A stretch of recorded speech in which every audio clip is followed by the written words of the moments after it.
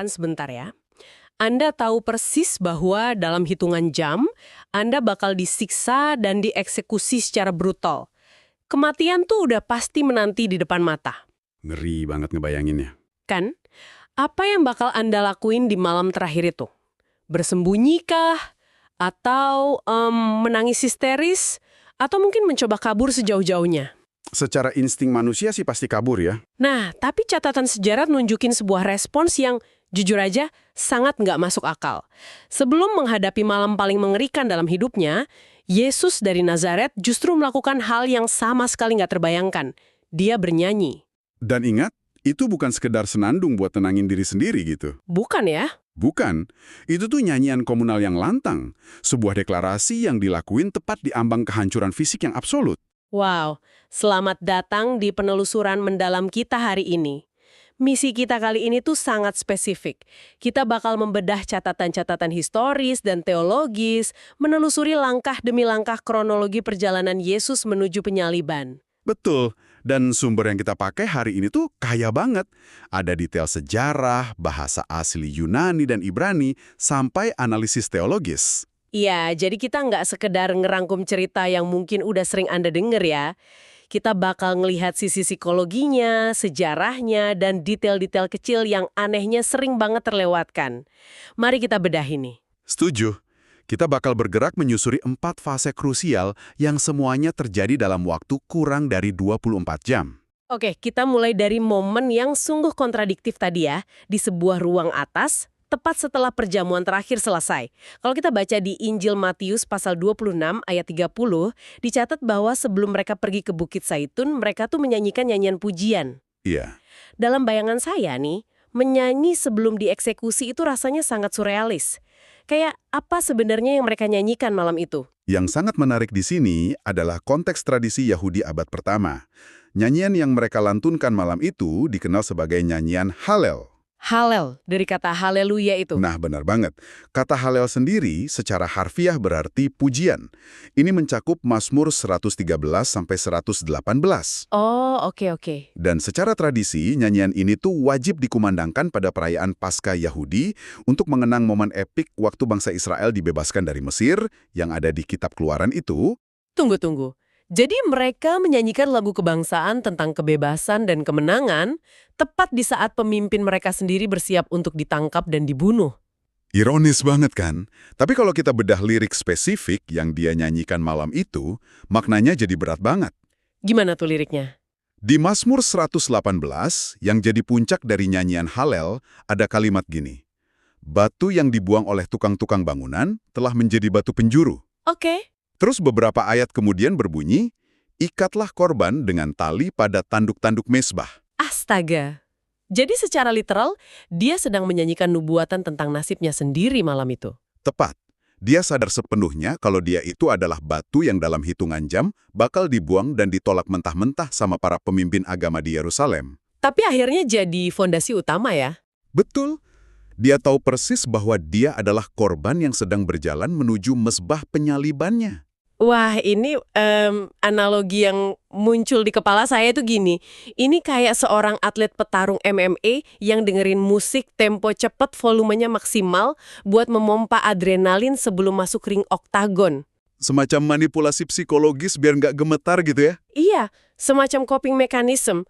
Tapi melihat lirik yang Anda sebutkan tadi, kayaknya ini jauh lebih dalam dari sekedar mompa keberanian doang kan? Jauh lebih dalam.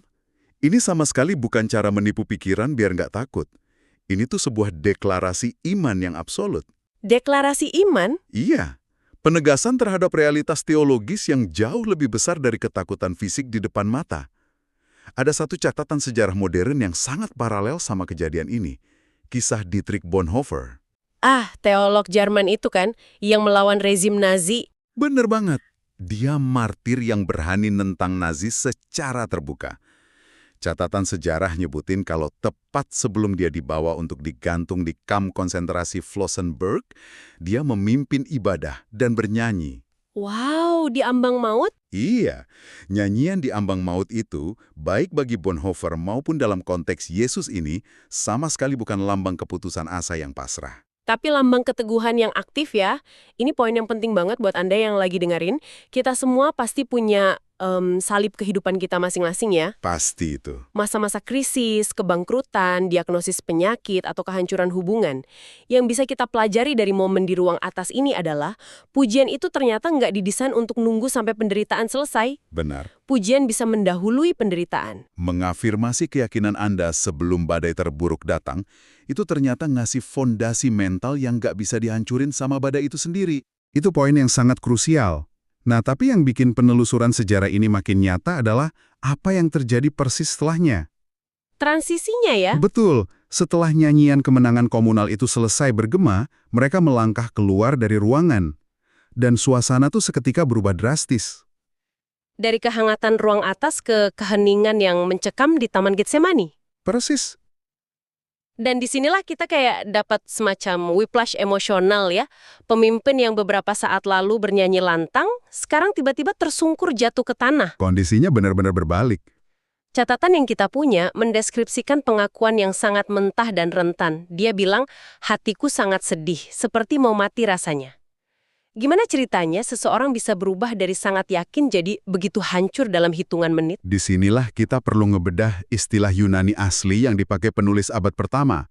Istilahnya tuh agonia. Agonia. Mirip kata agoni dalam bahasa Inggris ya. Bener. Terjemahan modern sering nyebut ini sekedar penderitaan biasa. Tapi di Yunani kuno, agonia itu istilah spesifik buat ngegambarin pengerahan tenaga habis-habisan yang ekstrim. Kayak atlet atau gladiator yang lagi bertarung hidup mati di arena gitu. Tepat sekali. Jadi di Getsemani, agonia ini bukan pergumulan fisik, melainkan tekanan batin dan spiritual yang luar biasa menghancurkan, sampai-sampai bermanifestasi ke fisiknya. Seberapa parah manifestasinya? Soalnya penulis kitab Lukas nyatat fenomena medis yang spesifik di sini kan? Keringatnya jadi kayak titik-titik darah yang bertetesan ke tanah. Iya, dan dari sudut pandang medis, ini merujuk pada fenomena klinis yang sangat langka tapi nyata loh. Namanya hematohidrosis. Hematohidrosis. Itu gimana prosesnya? Ini terjadi kalau seseorang ngalamin stres emosional dan ketakutan di tingkat paling tinggi yang bisa ditanggung otak manusia. Tekanan ekstrim itu memicu respon fight or flight yang saking masisnya, bikin pembuluh darah kapiler kecil di sekitar kelenjar keringat itu pecah. Oh, wow. Terus darahnya bercampur keringat dan nempes pori-pori kulit? Betul banget. Oke, tunggu dulu. Saya harus berhenti sebentar dan nantang logika ini nih. Sebagai pendengar yang nyoba merangkai teka-teki ini, rasanya kok agak ganjil ya? Ganjil gimana maksudnya? Kalau dia udah tahu sejak awal bahwa ini tuh emang rencana bapaknya untuk menyelamatkan dunia, terus dia juga tahu bakal bangkit di hari ketiga, kenapa dia sampai berkeringat darah ketakutan kayak gitu? Pertanyaan yang bagus banget. Ya maksud saya, sejarah kan mencatat banyak banget martir, bahkan pengikutnya sendiri di kemudian hari, yang mati dengan tersenyum waktu dibakar di tiang eksekusi Romawi. Kenapa sang pemimpin justru kelihatan lebih ketakutan daripada pengikutnya sendiri? Nah, pertanyaan Anda itu nembus tepat ke inti teologis dari peristiwa Getsemani ini. Jawabannya adalah, ketakutan di Getsemani sama sekali bukan ketakutan terhadap rasa sakit fisik. Bukan karena takut cambukan atau pakunya. Bukan. Dia nggak berkeringat darah karena takut salib kayu itu. Teks aslinya secara spesifik menunjuk pada satu kata, cawan. Yesus memohon agar cawan ini dilalukan daripadanya. Cawan. Apa makna cawan di sini? Kalau kita telusuri literatur nabi-nabi kuno kayak Yesaya dan Yeremia, kata cawan itu selalu dipakai sebagai metafora untuk murka Allah yang penuh terhadap dosa dan pemberontakan manusia. Oke, murka ilahi ya. Iya. Coba kita hubungkan sama tulisan Paulus di 2 Korintus 5 ayat 21. Di situ dibilang bahwa dia yang sama sekali tidak mengenal dosa akan dijadikan dosa demi kita. Dijadikan dosa, itu frasa yang berat banget. Bisa dijelasin mekanismenya? Gini, bayangin sebuah kesucian absolut yang nggak pernah sekalipun bersentuhan dengan kejahatan seumur hidupnya. Terus tiba-tiba, dia harus menyerap seluruh kebusukan, pengkhianatan, dan kekejian umat manusia dari awal sampai akhir zaman ke dalam dirinya sendiri. Menyerap semuanya sekaligus. Dan akibat dari menyerap dosa itu, dia harus menerima keterpisahan total dan murka ilahi dari Bapanya. Keterputusan relasi ilahi inilah yang nggak bisa ditanggung sama dia. Jadi ini semacam pertempuran kosmis ya. Kehendak kemanusiaannya menolak kengerian terpisah dari Bapa, berhadapan dengan kehendak ilahi untuk menyelamatkan manusia. Betul. Dan yang bikin momen ini makin tragis, di saat pergumulan terberat dalam sejarah alam semesta ini terjadi, murid-murid terdekatnya malah gagal berjaga. Ah iya, mereka tertidur pulas ya. Padahal itu lingkaran intinya loh. Realitas yang sangat sepi ya. Jadi, apa makna dari semua ini buat kita? Di sini tuh kita bisa lihat wawasan psikologis yang luar biasa. Kejadian di Getsemani ini seolah meruntuhkan ilusi modern kita. Ilusi yang kayak gimana tuh? Ilusi bahwa jadi kuat itu berarti harus selalu nahan emosi, nggak boleh nangis, nggak boleh kelihatan rapuh. Ternyata, ngakuin kesedihan yang menghancurkan itu sama sekali bukan tanda kelemahan. Setuju. Kejujuran brutal di hadapan Sang Pencipta, bahkan saat harus meratap di tanah, itu justru bentuk doa yang paling sejati. Dan perhatikan ya, ketaatan di dalam kerapuhan itu ternyata membuahkan hasil loh. Waktu dia akhirnya berserah dan bilang, bukan kehendakku melainkan kehendakmu yang terjadi, kerapuhan itu seketika bertransformasi. Jadi sebuah otoritas kan? Iya, karena tepat setelah penyerahan total itu, waktu pasukan Romawi datang bersenjata lengkap buat nangkep dia, ketaatannya berubah jadi energi kuasa loh. Teks nyatet waktu dia sebutin identitasnya, seluruh prajurit itu terhuyung mundur dan jatuh ke tanah. Keren banget bagian itu. Penyerahan kehendak di Getsemani inilah yang jadi semacam perisai pelindung yang mempersiapkannya buat ngadepin fase berikutnya. Absurditas pengadilan yang menanti di depan ya? Betul, karena penangkapan itu cuma permulaan. Setelah diikat, dia tuh diseret menembus kegelapan malam, dipindah-pindah secara ilegal, ngelewatin 3 pengadilan yang sepenuhnya korup. Oke, mari kita masuk ke fase kekacauan ini. Bayangin Anda di sidang tengah malam buta, diseret dari satu gedung ke gedung lain. Pertama, dia dibawa ke pengadilan agama di bawah pimpinan Imam Besar Kayafas dan Dewan Sanhedrin.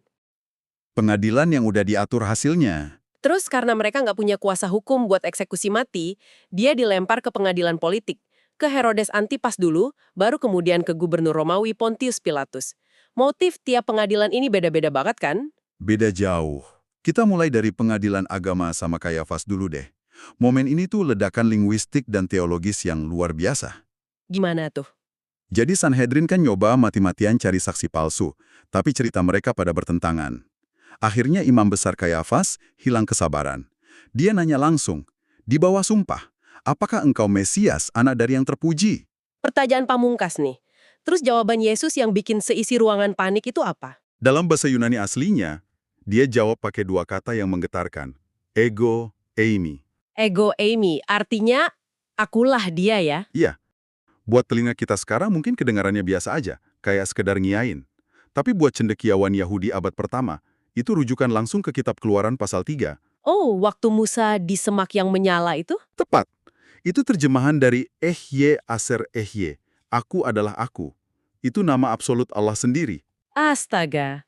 Jadi dia pada dasarnya berdiri di depan para pemimpin agama tertinggi dan mengklaim nama Tuhan atas dirinya sendiri. Bukan cuma itu. Dia langsung nyambung kalimatnya dengan ngutip penglihatan eskatologis dari Nabi Daniel pasal 7. Dia bilang mereka bakal ngelihat anak manusia duduk di sebelah kanan Yang Maha Kuasa dan datang di awan-awan langit. Tunggu, kenapa kutipan Daniel ini begitu ofensif sampai Kayafas marah besar dan ngerobek pakaiannya? Soalnya dalam teologi Yahudi waktu itu, sosok anak manusia di awan-awan itu bukan sekedar nabi. Itu figur hakim ilahi yang punya otoritas untuk menghakimi seluruh dunia pada akhir zaman. Oh, wow. Jadi Yesus secara fundamental membalikkan posisi pengadilan itu. Benar. Dia seolah bilang, kalian pikir kalian lagi ngadili aku malam ini? Suatu hari nanti di akhir zaman, akulah yang bakal duduk di tahta buat ngadili kalian. Makanya itu dianggap penghujatan tertinggi. Klaim identitas yang absolut ya. Sanhedrin marah besar, tapi butuh izin Romawi. Terus ada intermezzo politik, dia dibawa ke Herodes Antipas. Motif Herodes ini kan beda lagi. Dia nggak peduli teologi Yahudi. Herodes cuma pengen nonton sirkus. Dia udah sering dengar soal pembuat mujizat dari Galilea ini, jadi dia pengen lihat trik sulap spiritual secara langsung. Dia ngasih banyak pertanyaan provokatif. Dan respon Yesus? Diam total. Nggak sepatah kata pun keluar. Yesus itu nggak ditentuin sama tuntutan pembuktian dari dunia yang sinis. Coba bandingin sama awal mula umat manusia. Adam dan Hawa jatuh ke dalam dosa persis karena mereka merasa harus membuktikan sesuatu kan? Ah iya, digoda iblis buat jadi sama kayak Allah. Betul. Tapi Yesus, yang identitas dan nilainya udah disahkan secara absolut oleh Bapaknya, nggak ngerasa perlu ngebuktiin apa-apa ke penguasa duniawi yang cuma cari hiburan murah. Ketenangan identitas yang luar biasa. Dan ini memuncak waktu dia dikembalikan ke pengadilan politik utama di bawah Pontius Pilatus. Disinilah teater ironis itu terjadi. Pilatus kan posisinya serba salah ya.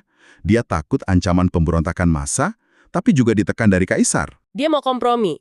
Nggak mau bunuh Yesus tapi harus muasin amarah massa. Jadi, Dia dicambuk brutal, terus prajurit Romawi mulai ngejadiin dia bahan olok-olok. Dipakaikan mahkota duri, jubah ungu, terus disembah sinis, bilang, "Salam hai Raja orang Yahudi." Pilatus mengira adegan ini cuma teater ironis buat mempermalukan Yesus di depan umum. Tapi tanpa disadari, mereka justru lagi ngelakuin penahbisan kerajaan yang sejati di depan publik. Penahbisan publik ya. Dan di sini ada detail linguistik paling brilian dari Injil Yohanes. Untuk menjatuhkan vonis mati secara resmi, Pilatus harus duduk di kursi pengadilan. Teks mencatat Pilatus mendudukkan Yesus di pelataran batu yang disebut Litostrotos atau Gabata. Tunggu, pelan-pelan. Kursi pengadilan ini maksudnya gimana? Dalam literatur Yunani abad pertama, kursi pengadilan resmi tempat gubernur menjatuhkan vonis absolut itu disebut bema. Bema. Iya, bema. Dan kata ini secara harfiah adalah kata yang sama persis yang dipakai Rasul Paulus beberapa dekade kemudian di 2 Korintus 5 ayat 10.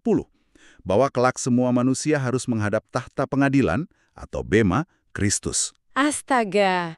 Jadi ini ironi kosmis tingkat tinggi. Dunia ngira mereka lagi dudukin Yesus di kursi bema buat menghancurkannya. Padahal dari sudut pandang Bapaknya, di atas pelataran batu berdarah itu dia justru sedang ditahbiskan dan diakui sebagai hakim agung sejati. Pesan buat Anda yang mendengarkan ini jelas banget ya. Kalau Anda ada di pihak kebenaran, ejekan atau penghinaan dunia nggak bisa ngehapus identitas sejati Anda. Kadang diam adalah kesaksian yang paling beresonansi. Betul sekali. Tapi identitas sebagai raja di kursi bema ini nggak bawa pembebasan di dunia. Justru mengarahkannya ke perjalanan sejauh 600 meter yang paling sepi dalam sejarah. Yah, kita masuk ke fase akhir penelusuran kronologis kita. Jalan menuju Golgota. Berjalan kaki 600 meter melewati jalan sempit Yerusalem. Secara medis dan fisik, dia udah hancur lebur.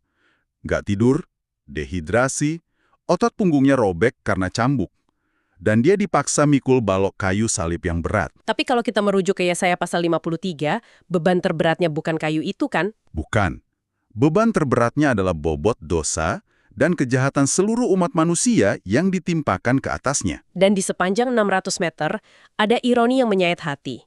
Ada perempuan-perempuan yang menangisi kondisinya, tapi Yesus malah berbalik dan bilang jangan tangisi aku. Dia malah ngasihani mereka ya. Karena mereka belum mengerti makna pengorbanan kosmis ini. Ini nunjukin bahwa di tengah keramaian Yerusalem, dia berada dalam kesendirian yang paling ekstrim. Saya ngebayangin ini tuh kayak Anda lagi di titik terendah absolut dalam hidup. Semuanya runtuh. Terus Anda buka daftar kontak di handphone yang isinya ratusan orang. Tapi nggak ada satupun yang bisa bantu. Persif, nggak ada satu orang pun yang bisa masuk ke rasa sakit Anda saat itu. Analogi yang pas banget. Murid-muridnya lari, ribuan orang yang pernah disembuhkan tiba-tiba hilang. Dia memikul penderitaan itu dalam isolasi total. Apakah kesendirian ini emang keharusan mutlak? Sangat mutlak. Yesaya 63 ayat 3 udah menubuatkan kalau Sang Penebus bakal memeras anggur seorang diri.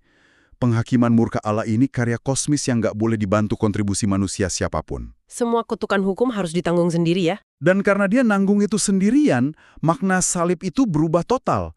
Salib Romawi yang dulunya lambang kutuk menjijikan dari Ulangan 21 malah bertransformasi jadi lambang kasih karunia dan kehidupan kekal. Ini ngasih tantangan buat kita ya. Salib bukan cuma untuk ditonton, tapi mengundang pendengar untuk memikulnya. Seperti prinsip di Kitab Ratapan 3 ayat 27, masa muda adalah waktu terbaik belajar memikul kuk, belajar menyangkal ego. Nggak ada kemuliaan tanpa penderitaan. Kesimpulan yang akurat. Perjalanan epik banget hari ini. Dari nyanyian Halel di tengah bayang-bayang maut, keberanian doa agonia di Getsemani, ketenangan identitas di pengadilan korup Bema, sampai kerelaan memikul penderitaan sendirian di jalan Golgota. Bener. Dan ini bawa saya ke satu pemikiran akhir buat direnungin pendengar. Yesus ngubah salib dari alat penyiksaan jadi simbol harapan paling agung. Kalau hal semengerikan itu bisa diubah maknanya secara total, cobalah renungkan hidup Anda. Kutukan, trauma, atau salib apa di masa lalu Anda yang mungkin lagi dibentuk jadi sumber kekuatan dan makna terbesar dalam hidup Anda? Wow, pertanyaan yang sangat kuat buat dibawa pulang. Terima kasih untuk Anda yang udah meluangkan waktu ikut penelusuran mendalam hari ini. Kami harap diskusi ini ngebuka perspektif baru buat Anda. Ingat, jangan pernah berhenti menggali ya, karena belajar selalu mengubah hidup kita. Sampai jumpa!